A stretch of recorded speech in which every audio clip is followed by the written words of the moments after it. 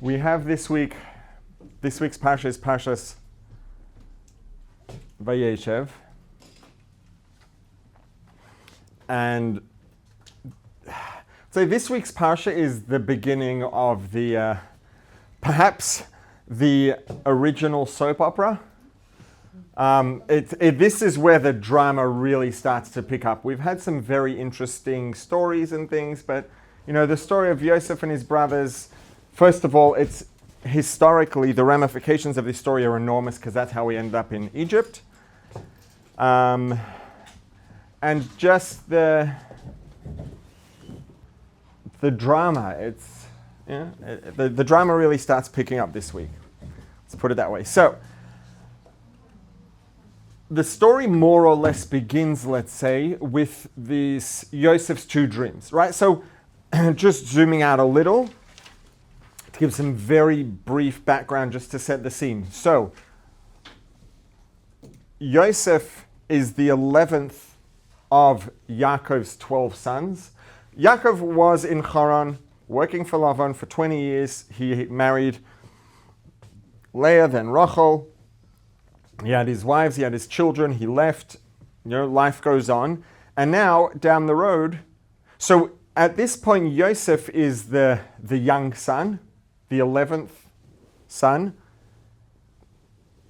In addition to being the young son, and very importantly, he was also, until he had his younger brother Binyamin, he was the only son that Yaakov had from his wife Rachel, who was the one that he originally wanted to marry. She was the one that he originally really felt deep love to and a connection with.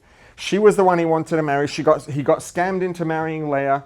Then he married Rachel. Leah had all of these children, and then, the, let's say, concubines-ish had other sons. And then finally, after all of that, between the three of them, Leah, Bilhah, and Zilpah, there are 10 sons. Finally, Rachel has this one son. And Rachel was the apple of Yaakov's eye. So Yosef is, number one, the only son at first of Rachel, of the wife the one who he really wanted to marry in the first place. And he was, the baby child at this point. So Yosef was, quite simply, although parents obviously don't have favorites, he was Yaakov's favorite. He was. Yaakov had a particular soft spot in his heart for Yosef. Yosef got favored. He was treated with, let's say a degree of favoritism, which the other brothers very clearly picked up on, as children always do. As siblings always do, certainly. And so there was this jealousy of that. There was also the fact that Yosef was, he was the youngest child, not just in age, but in personality and behavior. He was less serious. He was more fun, and he liked to, to put himself together and to look good while his brothers were all out busy doing the work. And so there was this very substantial, if not always aggressive, but there was a very substantial rivalry between the 10 older brothers and Yosef. There was, a number of very substantial differences between them, any one of which would have been enough to generate a rivalry. So there's Yosef versus his brothers. Well, versus makes it sound like it's a fight. At this point, it's not necessarily, but there's definitely some tension, and let's call it tension. There's very real tension between the 10 older brothers and Yosef. And then one day Yosef has a dream. And in this dream, he says that, so these dreams are the beginning of the story of going down to Egypt, how the Jewish people all ended up, the whole extended family, Yaakov and his family ended up in Egypt because Yosef had these dreams. His brothers got very upset by the dreams. They were going to kill him. They decided they were talked out of killing him, and they put him in a pit. And then they sold him as a slave, and he ended up down in Egypt, and then there was more drama down there, and we'll see which parts of that we're going to talk about next week. But the sort of the beginning of when the drama really starts taking off and escalating is with these dreams. So Yosef has a dream, and in this dream it says that Yosef and his brothers are in the field gathering stalks of grain. Right? Once upon a time, food didn't just come from a car that came out, pulled up outside your house 5 minutes after you tapped on your phone. It actually came from the field. So they were out in the field gathering grain, and it says, Ma'al mim'al lumim, we were gathering up bundles, right? So the way that this works, part of the process is once the grain is grown and it's ready to be gathered in, and it would be harvested, so all of the stalks would be chopped down, and then you would go and gather it up, and you're not going to take in one stalk at a time, so you would gather it up into bundles and tie the bundles, and then pile up the bundles on a wagon and take them in, gather them into wherever they were going to be processed, the threshing floor, whatever it is. So he says, we were in the field gathering up bundles, and then all of the bundles stood up. Oh, so Yosef has this dream where him and his brothers were in the field, they were all gathering bundles, then all the bundles stood up, and the bundles of his brothers bowed down to his bundle of grain. And so Yosef, being the youngest and highly pampered brother, decides that it would be a good idea to tell his brothers, who already resent him seriously, about this dream. So he says, hey guys, guess what? I had this dream. And they're like, here we go. Let's hear, okay. And he says, so in this dream, we were all gathering bundles of grain, and all the bundles stood up, and all of your bundles bowed down to my bundle. So, like, you know, you guys are going to be bowing down to me sometime in the future. And of course, that did a lot to alleviate tensions. Note the sarcasm. And then Yosef has another dream.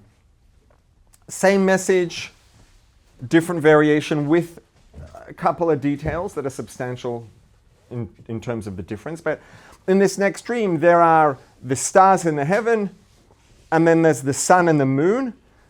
And the stars there are stars representing Yosef and his brothers, and the sun and the moon, and the stars of his brothers and the sun and the moon are all bowing down to his star. So again, he comes and decides he's going to tell his brothers about this dream. He's like, hey guys, by the way, in case you thought like this was a one-off or a coincidence, I had another dream, listen up. And so now he tells them, by the way, not only are you guys going to be bowing down to me, but our father and mother, one of our mothers being that there were different mothers for different siblings, one of the mothers in our family are going to be bowing down to me. So they're like, oh, wow, someone thinks highly of himself. Not only are we all his bigger, older, more strong and highly achieving and capable brothers and serious brothers going to be bowing down to him. Now parents are going to be bowing down to him too. Okay, someone thinks highly of himself. And so obviously these two dreams and Yosef telling them to his brothers escalated things substantially, and then things took off from there, and we end up in Egypt as slaves, etc. So the thing that's interesting is that there are two dreams. And not only were there two dreams, the Torah chooses to tell us about both dreams, including lots of details. Right now, Torah, the word Torah, again, Torah doesn't mean history. Torah doesn't mean Bible. The word Torah means teaching, instruction. Hora'ah means instruction. And, whenever there's something that the Torah tells us these stories, we could say, well, why does the Torah tell us these stories of these dreams? Or like, well, they're substantial. I mean, they happened. Why should it not tell us? It's like, well, yeah, you know what else happened? Lots of things that the Torah doesn't tell us about. Right? There are lots of things. It doesn't tell us every single thing that happened every single day of Yosef's life and of his brothers' lives. Like, clearly the Torah is telling us about selective events because they are relevant and they carry a message for us. Now, yes, these stories are an important part of the escalation, but first of all, we're taking that for granted now because we know the stories. It's like, well, without these dreams, they might not have sold him and the whole thing wouldn't happen. It's like, okay, but The Torah could have just told us that there was Yosef and his brothers, and he had this, this technicolored dream coat. He had this technicolored coat that his father had given him, multicolored coat, and his brothers got jealous and they killed him. And the Torah could have not mentioned the dreams, and it would have been fine. We wouldn't have been like, hang on a second, like, shouldn't there have been something else in here that really got things escalated? We think that now because we know the stories, but if they hadn't been there, we would have been fine. So the fact that the stories are included and the Torah tells us about the dreams is relevant. Particularly, the Torah could have said, Yosef had a couple of dreams, told us the message, moved on. Or it could have told us about one of the dreams or the other. It tells us about both. Now, we know that Torah calculates every single word, every single letter. There isn't one letter in the Torah that isn't there with a message. And in halacha, when you learn the background conversations of halacha, when you study the development of halacha, there's the Kitzur Shulchan Aruch, or the big Shulchan Aruch that tells us this is what you do. But if you study, there's obviously a whole evolution of conversations and debates and discussions, etc., getting from the Chumash to the Shulchan Aruch. And in those conversations, a lot of the time, things that come up are, well, look at the way the word is spelt. It could have been spelt without a vav and it has a vav. It could have been spelt without an aleph and it has an aleph, or a yud. And those extra letters can actually result in halachic ramifications in how we behave.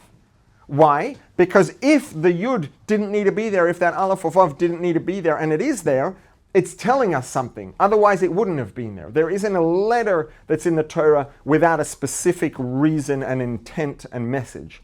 So if we have here two whole dreams with all the details, and first of all, we would have been fine without the dreams. We certainly would have been fine with either or. Why do we have two dreams and all of this information? There's going to be something about there's going to be some message that's not just in the dreams, but in the fact that there were these two dreams. And there's some sort of message in the combination of the dreams. Otherwise, we wouldn't have both of them. Question is, what is that? Interestingly, down the line, and we'll see what we're going to talk about next week, but Paro also has two dreams. And the Torah tells us very explicitly, when Yosef interprets Paro's two dreams, he tells him, the reason why you had two dreams with the same message, it's to emphasize that the message of these dreams, the thing that these dreams are foretelling, is coming on hard and fast, and you better get your act together because this is urgent. So that's the reason it was repeated there, for emphasis, right? We do this in writing, we do this in speaking, repeat things for emphasis. So the dreams the dream itself wasn't repeated, but the message was repeated in two similar but different dreams to emphasize the urgency of the message. But that's not the case here. So if there are two dreams here, there is a reason. The question is, what is that reason?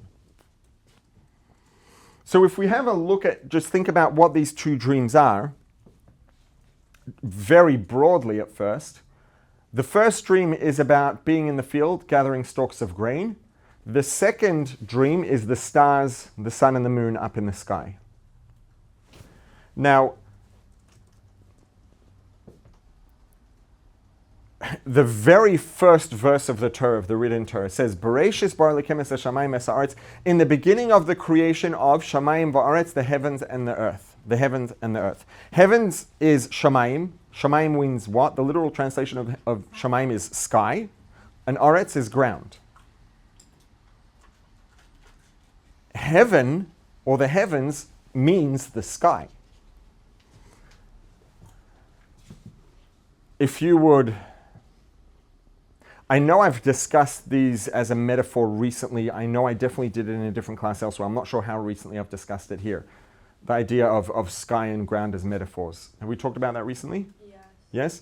So sky and ground are metaphors in general. The ground is a metaphor for the material, the physical, the tangible. Sky is a metaphor for the non-physical. Right? Heaven, or heavens, literally means sky. Shamayim, the sky, the heavens. But if you would ask Google or Siri or Alexa to give us a record of every time the word heaven is used in the world in any given day or hour, and look at the context, My guess is the overwhelming majority, somewhere north of 90% or 95%, and this is a guess, but I would say it's a guesstimate, would be the word heavens. The overwhelming majority of the time the word heaven or heavens is used, it's referring to spirituality, to the non-physical, not to the physical sky up there. And this, it's intuitive. It's intuitive. If someone says heaven, it's a given. We understand that the sky is being used as a metaphor for the spiritual, for the non-physical. And that's why it's so ubiquitous, to the point that most of the time it's used as a metaphor in reference to spirituality, to the non-physical. Why? Very simple. The ground, Aretz, the earth, it's very tangible, it's very substantial in our experience. You fall over and you hit your face on the ground, you're going to know about it, and everybody who sees you for the next 2 weeks is going to know about it. We're close to it. We're in close contact with the ground. We're standing on the ground. It's very substantial. It's tangible. We're in close contact with it. We're constantly aware of it.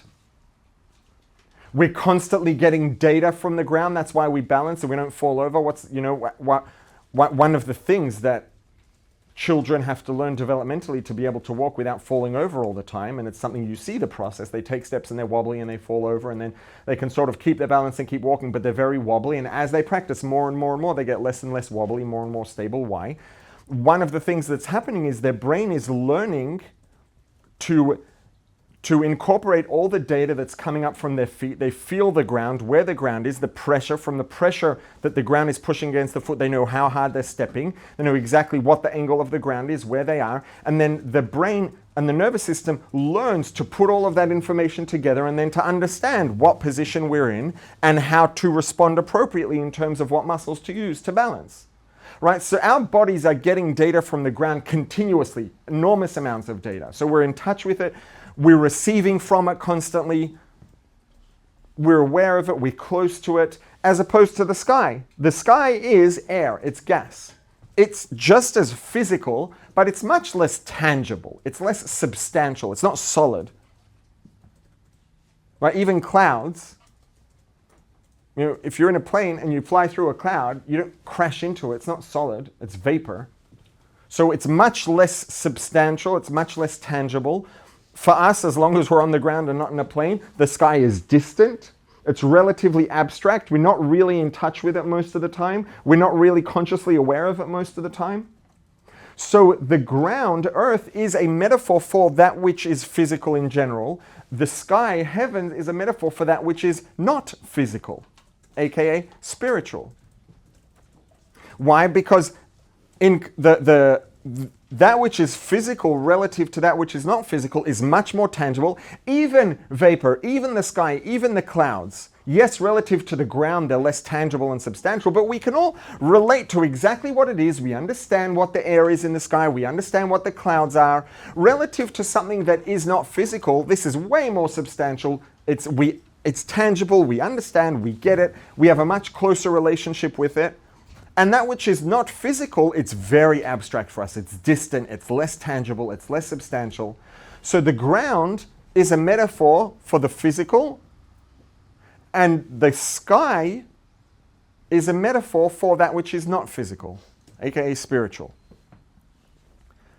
So Yosef has two dreams. The first dream takes place on the ground in the field. The second dream takes place in the sky. And he has both dreams because it's ultimately, I was going to say it's a part of why we're here, but in a sense, it's all of why we're here, is what our existence is about, what the existence of the universe is about, is the fact that there is the physical, there is the non-physical, and we are here to live a life in which both of these are very real parts of our lives.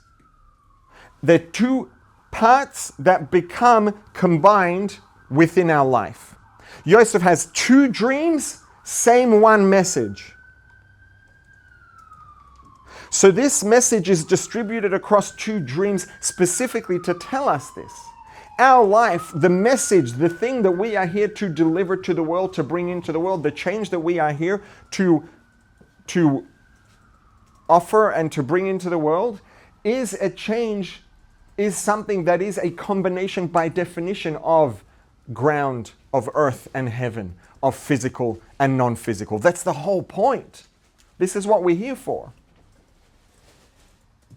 We are here to live in the world as human beings with physical bodies, to take care of our health, to be responsible and practical. And all of that we should be doing with this underlying purpose of, I am here to do what the Creator wants. I am here to fulfill the purpose for which God created me. I am here to integrate the infinity of Hashem into the world. By sleeping, by taking care of my health, by being responsible, by being practical, by learning Torah, by doing mitzvahs, by giving tzedakah. All the things, all part of the same thing. Two dreams in opposite directions, same message. Because our body and our soul, our meat, our muscles and our bones and our skin, and the infinity of the Creator that's inside of us, the heavens and the earth, are both same message. They're delivering the same thing. So Yosef has this message delivered by means of these two dreams. Now, in our journey to bring these two opposites together, to bring these two things together into the one message, into the one result, there is an order. And the order is specific and intentional also, obviously. And that is which dream comes first. The first dream is the ground. The second dream is the sky. The way Hashem created us is that we are, not in terms of value or meaning, but in terms of our experience, we are human beings first and foremost. We are human beings that have divinity inside of us, that have a higher purpose, a higher calling, etc. But we're human beings first and foremost, again, in terms of our experience. We don't have to, thank you so much, we don't have to intentionally work on, I'm about to venture into very, very complicated territory. Let's leave it at that. We are human beings first and foremost, and our job is to move towards the spiritual, to move from the physical towards the spiritual. That doesn't mean to move away from the physical, because if we were supposed to move away from the physical to the spiritual and leave the physical behind, Yosef could have had one dream, which would have been in the sky. He didn't. He had two, because it's supposed to be both. That being said, in terms of our experience, of our awareness, what we feel close to, what we naturally relate to, what we feel inclined towards, what we feel excited by and interested by, naturally, as human beings, that's going to be first and foremost the physical. Our job is to move that in the direction that is spiritually oriented. Right? Yaakov's dream. Yaakov had a dream. And in the dream it says, V'hinei sulam mutzav, there was a ladder that joined the heavens and earth. And where did it start? Mutzav arza, it was standing on the ground first, and then v'rosh megiya shamayim, the head of the ladder reached the sky. We start here. Our job is to climb upwards. Again, figuratively, the nuance here is we're not climbing away from the ground towards the sky to leave the physical, but we are climbing towards the sky to become less materialistic and more spiritually oriented, so that we can be involved in the physical, in the material, fully engaged as much as necessary, but without the motivation being materialistic. Our job is to shift our sense of purpose and meaning and our values upwards from the ground to the sky. And something to note here that's super important is that the most important thing here is the direction of movement, is the trajectory. Right? In physics, in math, it's something called, right? There are scalar values and vectors. On a graph, in general, most of the time when you see a graph drawn and you have a point on the graph, let's say it's x equals 2, y equals 4. Let's say it's going to be there, right? That's a point on a graph. That's a piece of data. That is a scalar value. It's a piece of information. It's 2 across, 4 up. There's something called a vector, which means the point is here, but it's moving in that direction. Or it's moving in this direction, whatever it is. Whatever the direction is. Now, it doesn't mean that it's any less here. This is where it is, but it's something that has a trajectory. It's in motion. Right now it's here, but it has a specific direction in which it's moving. Right? If you take a photo of, let's say, a race car, and if you take it at a very high frame rate, fast enough that you don't see any blur, the car might be moving 150 miles an hour, but if you have a fast enough shutter speed, hypothetically, it looks still. So what you get is you have the car in its location. Now, if you take the photo with a bit of a slower shutter speed, you see the blur. Now what do you know? You know that the car is in this location and it's moving that direction. In both photos, the car is in the same place. That information is the same. The question is it just here or is it here with a direction of movement? The direction of movement is incredibly important. And you can only ever have a direction, a gradient, in order to, I'm guessing that this is something that everyone encountered in school at some point. Some people may remember it and relate to it more than others, right? But when you have a graph, let's say super basic, y equals mx plus c. M tells you the gradient. Now, the first thing you'll do is get an equation and draw out the graph. They'll say, okay, if x equals 1, what's y? If x equals 2, etc., and you draw the graph. As you get a little bit more advanced, a little bit more progress, you'll get 2 points on a graph and you'll be told to figure out what's the equation that these 2 points are. If it's a straight line. If you know it's a straight line and you have 2 points, you can figure it out pretty relatively simply. As soon as you have 2 points, you now can have a gradient. You can have a direction of movement. If I just give you 1 point on a graph and I ask you, what's the gradient? There's no way to know.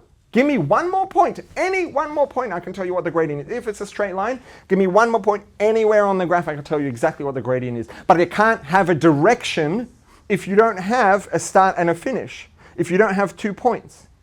So we have 2 dreams here, ground and sky, earth and heaven, physical and non-physical. Physical first, non-physical second, because as soon as we have 2, we now have enough information to know what's the direction in which we are supposed to be moving. And the direction in which we're moving is far more important than where we are. It's so easy and so natural and common, and the draw is so strong for a whole number of reasons for us to compare ourselves to other people or to a particular benchmark of where I really should be up to in life. I should be up to this. I should be more like that person, where that person's at, etc. I mean, there may be something to that sometimes. It's almost always not a very constructive and healthy thing to do. But really, there's no... To know that I am in one place and someone else is in another place, without context, that means nothing. Maybe that person started up higher and they're on the way down crashing and burning, and I started up way lower and I'm on the way up. So yes, I'm way lower down than they are, but I'm doing exactly what I'm supposed to be doing, and they're doing the opposite. Right? Just knowing where I am and where someone else is doesn't tell us anything. It doesn't mean anything. Every one of us has our own journey that we're supposed to be on, our own places that we were supposed to start in, the place that we're supposed to be in now, and most importantly, the trajectory or the direction in which we are supposed to be moving. And that we have that because we have 2 dreams, and you need 2 dreams to have an order, to have a direction of movement. Ground, sky, material, spiritual. And so the 2 dreams allows there to be a direction of movement, which tells us we start out closest to relating to the material, the physical, the tangible. The second dream is the sky, because that's the direction we want to be moving in. And the truth is, this translates to something very, very physical, physiological, biological. The evidence is beautiful, I would say, in addition to being clear and strong. And that is endorphins. Everybody familiar with endorphins? Endorphin is a composite word. It's short for endogenous morphine. Endorphins are opiates that our bodies produce, and our bodies produce them as a reward for pushing the limits of our physical capacity. So when you push yourself really, really hard in the gym, on a run, a swim, whatever it is, you really push the limits of your physical capacity, you feel just afterwards, it's super hard, and afterwards you feel like this amazing euphoria. It's literally euphoria. You can be high because Hashem designed our bodies that in response to really, really pushing ourselves, there's a release of endorphins, endogenous morphine. And the biological function of endorphins is to get us high, to make us feel euphoric, to reward and reinforce that behavior, to encourage us to keep on pushing. There's no amount you have to run or number of reps you have to do in order to get a rush of endorphins. It doesn't work that way. You have the way it works is you have to push the limits of your capacity. What does that tell you? That tells you that the number of reps doesn't matter. You're not supposed to be able to do a number of reps. You're not supposed to run a certain distance. You're supposed to push yourself.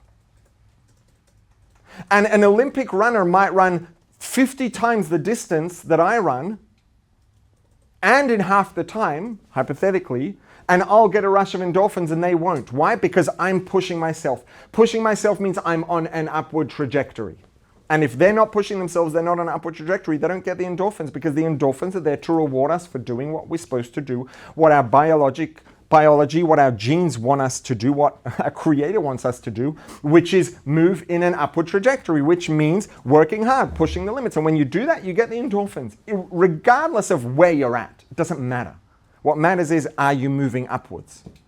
And the same thing is true with dopamine, and the same thing is true with serotonin. When we're trying, when we're stepping up to challenges, it doesn't matter that my challenge is nothing compared to someone else's. When I stand up to that challenge, I show up and I move forward, I'm going to be biologically, physiologically rewarded for that. Why? Because that's what we're supposed to do.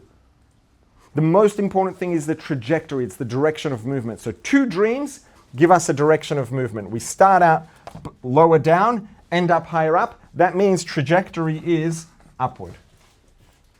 And for one person it might be like this, and for one person it might be like this. But you know what? Both of them are starting out at the bottom and heading towards the top. And if both of them are doing what they can do, they're both doing exactly what they're supposed to do. So the order of the fact that there are 2 dreams means there could be a trajectory. And the trajectory is ultimately, in a sense, more important than where we actually are, the value. Now that doesn't mean it doesn't matter how hard we work or where we're up to. Obviously it matters, it's relevant. But where we're up to doesn't necessarily mean anything. There's a lot of context that makes a big difference. But trajectory is what it is. If we're on our upward trajectory, we're doing the right thing. Maybe we could be on a bit of a steeper trajectory, okay, but we're on an upward trajectory. Upward trajectory versus downward trajectory is it's either up or it's down. I mean, it could be horizontal, flat, but if it's up or down, it is what it is. And that's much more important than where it is. Now, if we look at the dream, the first dream. So this is a dream, right? These are Yosef's dreams, the dreams that Yosef is having as someone who these dreams are delivering a message of what life is supposed to be like, what we're here for. So we have these 2 dreams that are the ground and the sky, the physical and the spiritual. And those 2 dreams share one message to tell us that in our life, these 2 things are one, and we're supposed to be involved in both and bringing both together. And the direction of movement is that we do start out, and this is why we have to pray every single morning. Because we wake up in the morning, we're a human being, and naturally, that's what we relate to, and we feel the most is the material, the physical. And it's a process to once again reorient ourselves, reconnect ourselves to the spiritual. Now that doesn't mean we start again from scratch every day. If we do this work consistently, there is obviously cumulative progress, and the progress could be very substantial relatively rapidly if we're consistent. But within any given day, we are going to start out relatively materialistic, relatively on the ground, and then our job is for wherever we're at on that day to move upwards, to start climbing up. And that's the direction of movement in general. You want to be moving upwards. What were the brothers doing in the first dream, right? This is the dream that's on the ground. They're involved. What are they doing? Anachnu ma'almim alumim. We are gathering bundles. And there are two very important details here. One is they were working. They weren't sitting around. And they were doing very real work, right? Being out in the field, gathering crops that are on the ground, tying them into bundles, it's very, very demanding work. And the reality is, if we're on the ground and we want to be moving upwards, if we want that upward trajectory to be, it's not exactly the right way of putting it. It's not if we want it to be. Any upward movement from the ground towards the sky, from the field towards the stars, from the physical, the tangible material towards the spiritual, the intangible, the immaterial, real meaningful progress in that direction involves work. And it involves very real, very demanding work.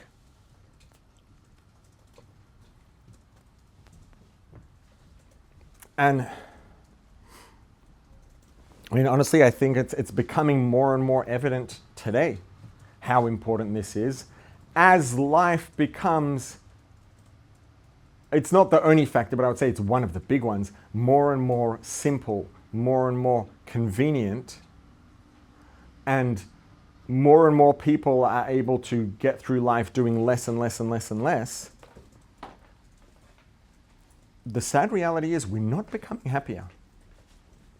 And if you want to, this is, it's a little bit morbid, quite literally, but over the last couple of years, the last few years, life expectancy in this country has started going down, which is a staggering thing to think about.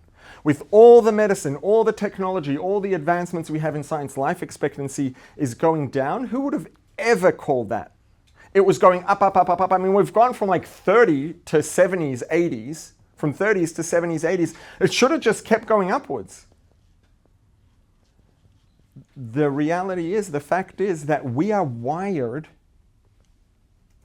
If we're not working hard because life has become too convenient, now this is not to say we shouldn't make use of every convenience.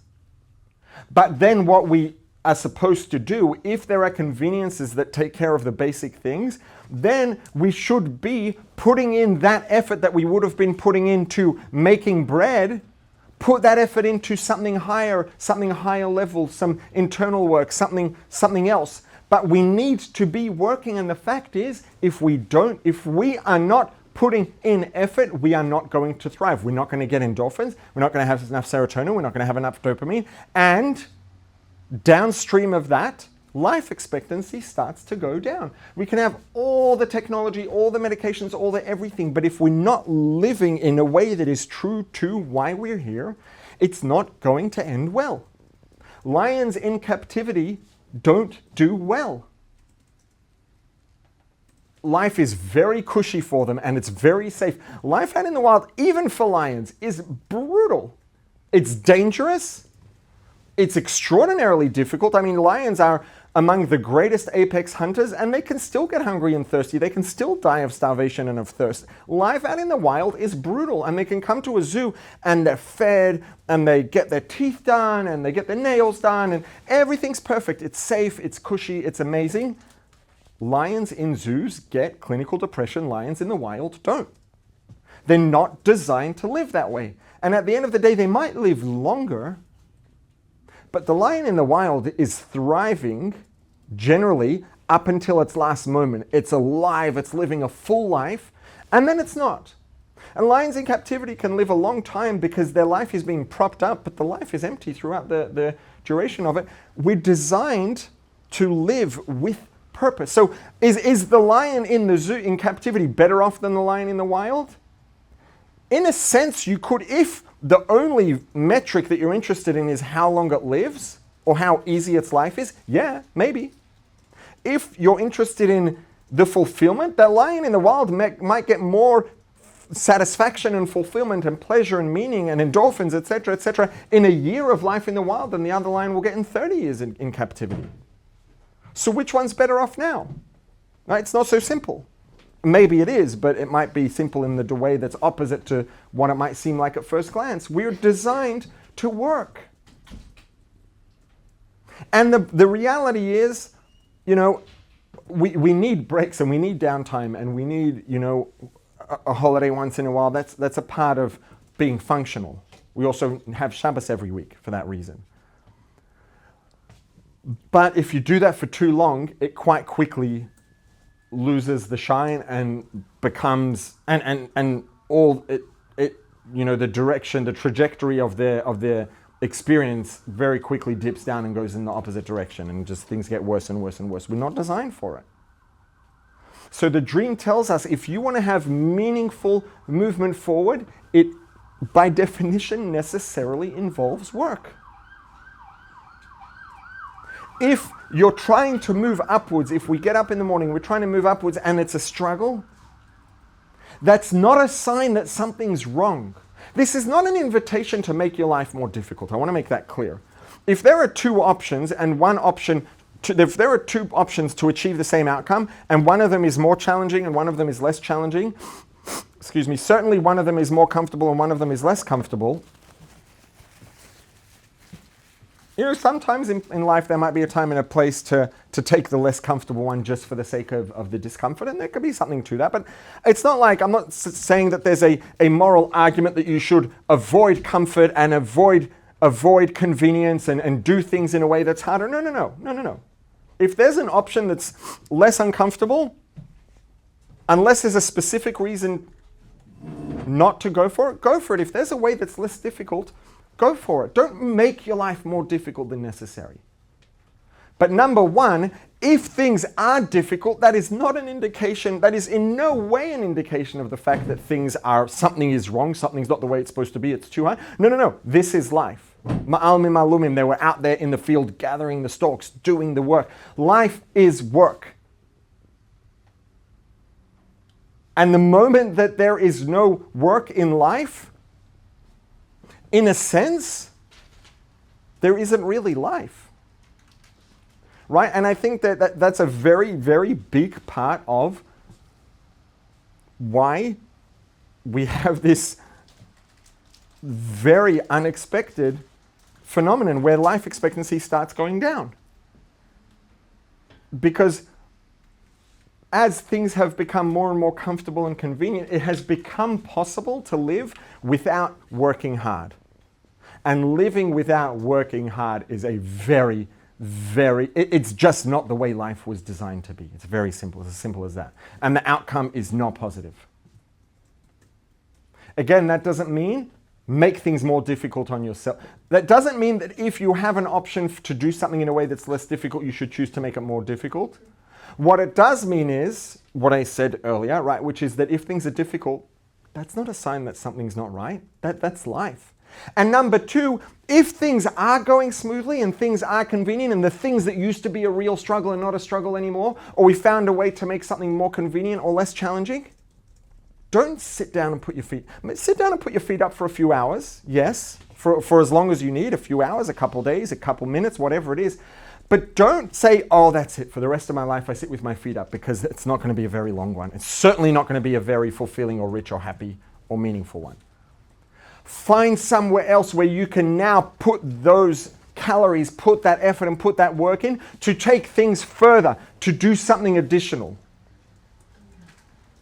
A life without work is not a life. Life is not supposed to be free of work. And it very simple, it's not going to be good. It's not going to be enjoyable. It's not going to be fulfilling.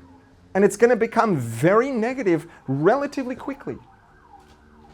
So if things are going smoothly and easy and conveniently, amazing.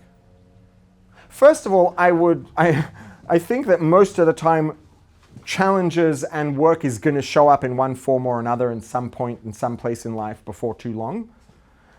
And if not, look at something else you could do. Let's see, what else can I do? Okay, thank God, those challenges, I'm over the hill on those things I was really struggling with.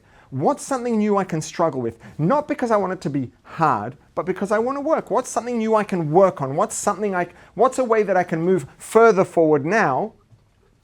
Something that I can invest effort into, invest energy into, work on. Because work is life. Anything I think it's oversimplification to say anything valuable is hard, because it's not quite as simple as that. But in general, things that are fulfilling and meaningful involve real work. And so that's something we see very clearly here in Yosef's first dream. We start out on the ground. The trajectory is we want to move towards the sky in terms of our orientation and our motivation and our values. All throughout this process, we want to be in touch with and working with both the ground and the sky. We want the physical and the spiritual to be part of our life. Bringing them together is what this is all about. And when we start that process in the field, out in the field, right? Not in a synagogue, not in meditation somewhere. The integration of heaven and earth, the bringing together the physical and the spiritual happens when we are doing things. So they were out in the field and they were working. Being out in the field and integrating, bringing together the physical and the non-physical, bringing together heaven and earth, it's work. Anything meaningful in life is going to be, broadly, is going to involve work. So yeah, that's what they were doing. They were out in the field working, doing labor. And what was the labor they were doing? What were they working on? They were working on taking a bunch of stalks that were separate on the ground, gathering them together in a bundle and binding them together. That's the work. What is the work? If we had to sum up, what is the work that we are here to do? It's to take all the different things and bring them together. It's similar to the fact that there's the sky and the ground, the two different dreams. There's sky and ground, not because we're supposed to be involved here and we're also supposed to be involved there. That's true. But the reason we're supposed to be involved in both is so that they become integrated together into one composite, gathering together the bundles. We're not supposed to view life ideally. And you know what? Maybe there are some people, this is not a criticism, because it could be that there are some people who this is the way they're able to make it work, which is I have my personal home spiritual life and I go to shul and I learn and I do my mitzvahs and I have my family and then, I go out to work. It's like different world. And if for some people that's the way they have to do it to make it work for themselves, that's okay. And there are some people who take it to the point that they actually use different names at work. They'll use completely different names. They'll use completely secular names at work. Why? Because they don't want to feel like work is a real part of my life. No. My life is home, family, Torah, mitzvahs. I have to go to work. I have to support my family. Okay, but that's not really me. So you know what? I'm going to use like a completely foreign, absurdly foreign name.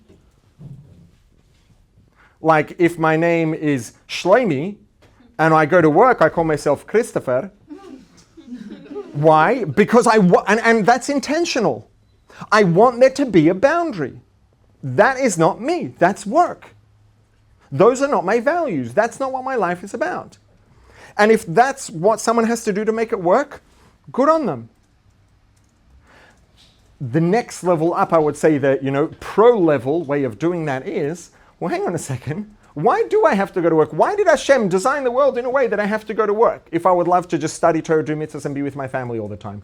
The answer is because the whole point is to gather together, to take all the different stalks, bring them together in a bundle and bind them together. Be a living example. Be someone who walks proudly. I daven in the morning, I study Torah, and I go to work, and I bring my values with me, and I'm an ambassador for Hashem, and I'm an ambassador for spirituality and for purpose and for meaning and Jewish values out in the world. And when I'm in a business meeting and when I'm in a brutal negotiation, I bring those values with me and I'm an ambassador of those values. And the reason I'm doing that is because that is part of why I'm here. That is part of my service to Hashem. And we discussed last week some of the different ways that it could be connected and tie in. Different levels of depth of deception we talked about last week. So yes, it's when we eat, when we rest, when we put our feet up, when we go on vacation, when we get on the floor and play with kids, when we go for a run, go to a gym, read a book, sleep, study Torah, change a diaper, do a mitzvah. These are all very different things, but they're all part of the same purpose. If any of them weren't part of the picture, then we would ideally not be involved in any of those things. But none of the things I just said are things that we should shirk or things we should try to avoid. Some of those things are maybe, there's an easy slippery slope of just indulging and getting lost in them. And maybe all of them, frankly. We can, some people can get completely lost in Torah and in mitzvahs and lose the context. And we might talk about that in a few weeks. Because there are stories in the Torah that illustrate that very clearly too. Right? All of these different things, the Torah, the mitzvahs, the changing the diapers, the taking out the garbage, the cleaning the toilet, the sleeping, the reading the book, the putting the feet up, all of these things, they're all different stalks. We are here to work, and the work that we are here to do ultimately is in whatever the way it shows up, and the exact variations and what it looks like is going to vary, but ultimately what that work is about is taking all of those stalks and binding them together, because they're all part of one bundle. They are all part of integrating the divinity of the infinity of the Creator, integrating godliness into the physical world. So we have two dreams, two things, two dreams, same message. Two very different realities, both part of our life while we're here. We have two things which give us a trajectory of values and an emphasis, which is starting from the ground, moving up. And in the dream, it starts out doing work, and the work is bringing all the different things together into one bundle. This is why we're here. So Yosef has these two dreams with all the specific details, and every detail is here to tell us something extremely important and valuable and powerful and meaningful about life. And about why we're here, about what we're here to do, and about how we're here to do it. Have a good week. Wait, sorry, you said each dream is here to teach us a different... Each of the dreams, both of the dreams, and all of the details in the dreams are here to teach us all of those things. Not necessarily a different thing, because like some of the things that they teach are the two dreams together that teach us that. But they are each of the dreams, the two dreams together, and the details in the dreams are here to teach us those things. That we are binders who should work hard. That we are here to be involved in two worlds simultaneously. We are here to work, and the work that we do takes all those different things and brings them together with a single uniting purpose and meaning, so that they're one bundle. They're still separate stalks, right? We're not supposed to. It doesn't say that they took all the stalks and then they alchemized them into this one composite stalk. No, no, no. It was a bundle of stalks. We're supposed to have different things in life. We're not supposed to try to, take all the different things and just blend it into one thing, into one mush. No, no, no. There are going to be different things, but all the one things are in a single bundle. Shared purpose, shared objective, shared meaning. And so they're all together in a bundle, but they're still different stalks, and they remain different stalks. Have a good week.